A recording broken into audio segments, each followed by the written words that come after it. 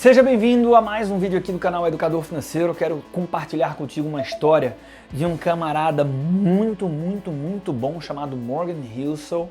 Eu vi uma palestra dele no Fórum Mundial de Investimentos na Índia, vi através de vídeo, né? Não estive lá. Mas esse cara para mim é o novo Robert Kiyosaki, a gente vai ouvir falar muito dele ainda.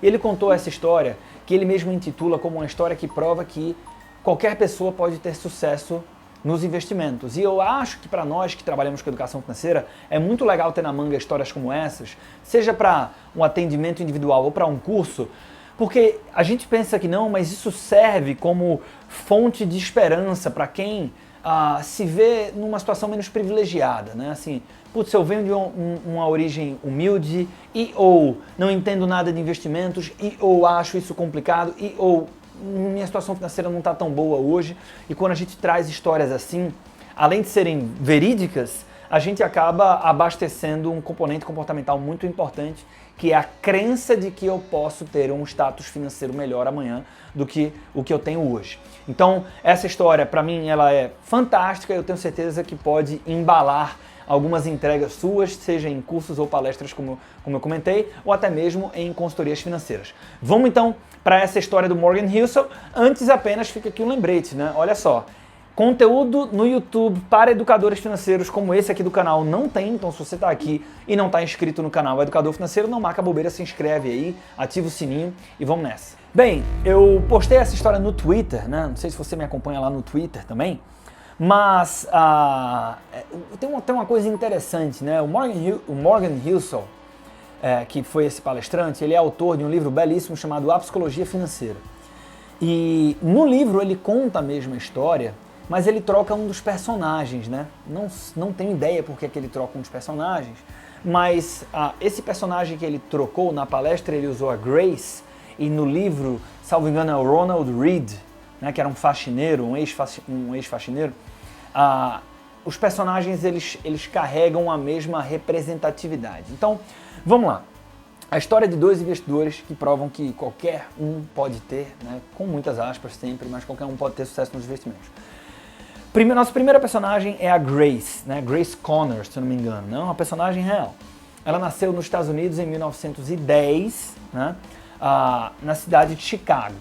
E ela tinha tudo para não ter sucesso nos investimentos. Então ela nasce numa família de origem bem humilde, ela foi órfã muito cedo, não teve nenhum filho, não teve marido, viveu a vida toda numa casa bem simples, pequenininha, num flat de um quarto só, né? A vida dela profissional inteira, a Grace foi uma secretária, e não era uma secretária de muito glamour, de CEO, não, era uma secretária com uma vida humilde, numa casa simples de bairro, né? Grace morreu aos 100 anos de idade, e quando ela morreu, né, isso foi no ano de 2010, para surpresa de todo mundo que conhecia a Grace, ela tinha deixado 7 milhões de dólares para a caridade, né? Então, se você for analisar, primeiro que é o seguinte, o percentual de pessoas que, ao partir, deixam como herança 7 milhões de dólares é assim, mínimo do mínimo, né? E a quantidade de pessoas que não tinham origem de família rica e que eram humildes e que deixaram 7 milhões, era assim, ela é a exceção da exceção da exceção da exceção. E todo mundo se perguntou, né, quando tomou conhecimento daquele testamento, assim, putz, qual foi a pegadinha aqui, né? De onde será que veio esse dinheiro da Grace? Né? Será que a filha da mãe, ela ganhou na loteria e não falou pra ninguém, né? Então, foi uma herança que ninguém sabia. Mas na verdade não foi. Começaram a vasculhar a história da Grace e descobriram que durante quase 80 anos, ou seja, ao longo da sua vida, ela viveu muitos anos, né? Ela separou pouca coisa, às vezes 5, às vezes 10, às vezes 12% do seu salário, é um salário mega comum, como secretária, e ela investiu na Bolsa Americana. E ela sentou e deixou o tempo fazer o seu trabalho, né? E foi isso. Não teve loteria, não teve herança, né? Então, a Grace simplesmente, durante décadas, e simplesmente com aspas, mas ela fez o que eu chamo aqui como dever de casa. Separou um pouquinho e comprou ações. Não era uma mega investidora, não entendia de asset allocation, nada disso. Ela só separou e comprou o que a gente chama de blue chips, né? Ações das principais empresas americanas ao longo desse tempo todo. Bem, perto da data de falecimento da Grace, o Richard Fuscon, né? Esse sim foi mencionado na palestra do Morgan Housel e ele também está no livro dele. Esse cara tinha uma origem radicalmente diferente da Grace, né? E você poderia projetar uma história financeira diferente para ele também.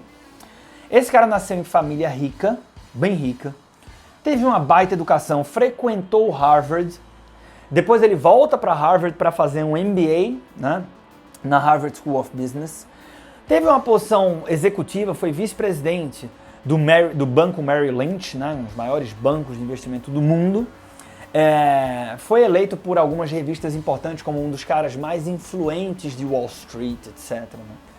E esse cara ficou tão rico, ou continuou, se tornou ainda mais rico, né, que aos 40 e poucos anos ele abriu mão da sua posição executiva e ele virou um filantropo. Né, se dedicou, né, a maior parte do seu tempo, ele começou a se dedicar a atividade de filantropia, de tão rico que esse cara estava. E aí tem as histórias das mega mansões do Richard Fuscon, né, que ele, nas casas dele, fazia festas enormes, com vários andares, pessoas famosas, etc. Né? O que acontece? Onde que a história dessas duas pessoas se cruzam? 2 semanas depois da morte de Grace, o Richard deu entrada no seu processo de falência. A crise do ano 2008, lá nos Estados Unidos, devastou o patrimônio dele por completo. Ele estava muito alavancado. Então, no início dos anos 2000 ali, ele começou a fazer altas operações para se alavancar. Então, muitos empréstimos, ele estava alavancado para fazer operações de mercado financeiro, como investidor. Então, muito confiante, ele estava muito endividado, e aí quando veio a crise, ele alavancado, a crise pegou e devastou o seu patrimônio. Ele inclusive chegou ao ponto, né, e tem isso no processo dele, de que para comprar mantimentos, para comprar comida para sua família, ele teve que vender os eletrodomésticos para sua casa, porque ele não tinha mais nenhum investimento, mais nenhuma fonte de renda, teve que hipotecar a casa que ele tinha, etc. Né? E ele, de fato, declarou falência. Então, qual a lição aqui? Primeiro, você poderia ter uma lição mais óbvia, né? Tipo, não seja ganancioso como o Richard, seja paciente e disciplinado como a Grace. Mas não é isso. O que é fascinante nessa relação é que histórias como a do Richard e a da Grace são exclusivas ao mercado financeiro. Nenhuma outra indústria pode nos oferecer histórias tão antagônicas como essas. Você não consegue imaginar uma pessoa que não teve nenhuma formação projetar um prédio ou uma ponte melhor que um engenheiro. Nós jamais poderíamos imaginar uma situação onde uma Grace, sem nenhuma formação, sem nenhuma experiência, fazer um transplante cardíaco melhor do que um cirurgião formado em Harvard. Mas no mundo dos investimentos isso é possível. Ou seja, qual a grande lição aqui? No mundo dos investimentos, o sucesso nos investimentos está muito mais atrelado a uma habilidade pessoal e comportamental do que técnica. Isso significa que, mesmo que o seu aluno, o seu cliente, ele não se sinta confortável no mundo das finanças, e muitas pessoas não se sentem, acho complicado, acho que não é para mim, etc. É e pode ser sim, né? Mesmo que essa pessoa seja uma Grace, fazendo uma analogia ao que a esta história que eu trouxe para você hoje, né? Então, nós educadores financeiros muitas vezes nós já sabemos disso, mas quando você for passar isso adiante, minha recomendação: use histórias como essa, porque as histórias conectam muito, e talvez através de uma história dessa, no começo de uma palestra, alguém que está sentado ali vai falar o seguinte: porra, até hoje eu achei que não dava para mim, mas talvez dê. Vou prestar atenção no que vem por aí.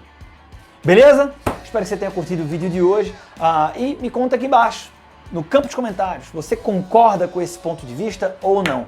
Qual a sua opinião? Olha, além disso, para mais conteúdos como esse, se inscreve aqui no canal Educador Financeiro. Ativa o sininho que a gente se encontra no próximo vídeo.